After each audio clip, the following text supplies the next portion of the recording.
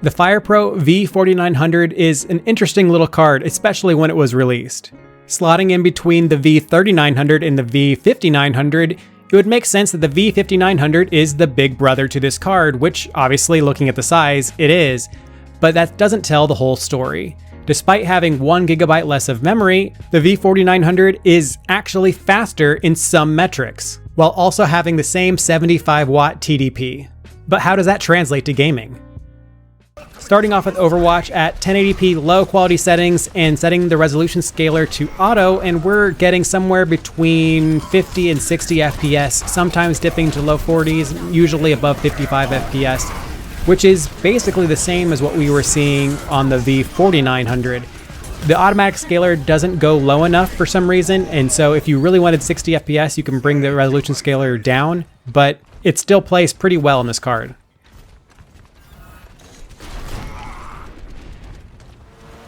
Moving on to Dirt 3, and at 1080p low quality settings, we're getting somewhere between 60 and 70 FPS, which is exactly the same thing as the V5900 did, and the game still looks pretty good with these settings.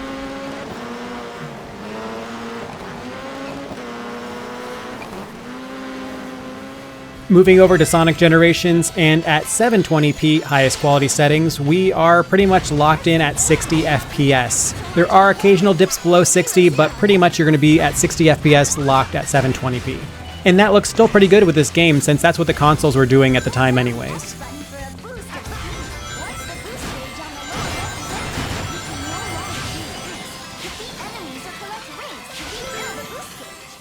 At 720p low quality settings, Lost Ark is somewhere in the 40 to 50 FPS range.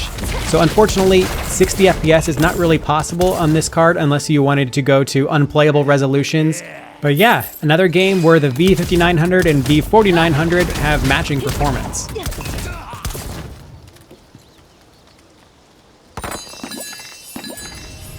Moving over to Torchlight 2, and at 1080p highest quality settings, and we're still well above 60 FPS, usually somewhere closer to 100 FPS. That extra performance will really pay dividends when the action heats up and we can maintain a stable frame rate.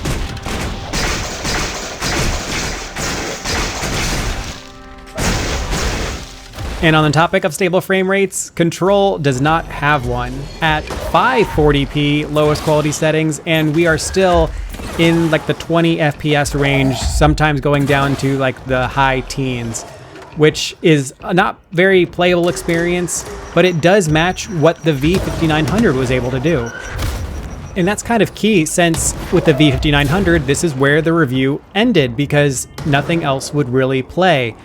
Until I tried the same games with the V4900, and they booted up just fine. Townscaper at 1080p highest quality setting plays at 60 FPS, which is kind of what you would expect since it's a very not demanding game. And for the V5900, that was just not playable. And here, it plays.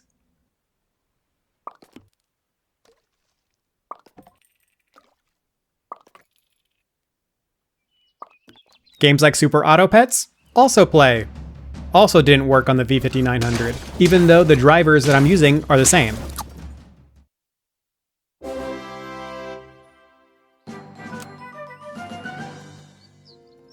Continuing on, and Timberborn is also playable on this card, albeit at 720p internal resolution and low quality settings. But if you're looking to play this game, you can on the V4900, while you couldn't on the V5900.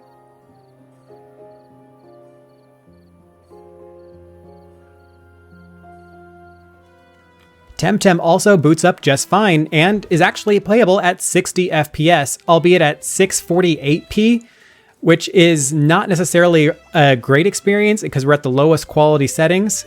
But if you're okay with 30 FPS, you can actually hit 720p and medium quality settings. And while it's great that all those games do run on this card, it doesn't really make this a gaming card. PUBG could only muster 30 FPS at lowest quality settings and the lowest resolution it would let me go to, which I guess technically is playable, but in a competitive game is not really competitive. But still, I can't help but be surprised with how well the V4900 did, especially since I gave the V5900 such a bad review. If you're looking to play older games or just games that are really lightweight, this card actually can do it. It still has the same issues as the V4900 with drivers, so newer operating systems like Windows 11 aren't going to play nice with this card, but if you find one super cheap and you have a retro build in mind, it could be a good deal.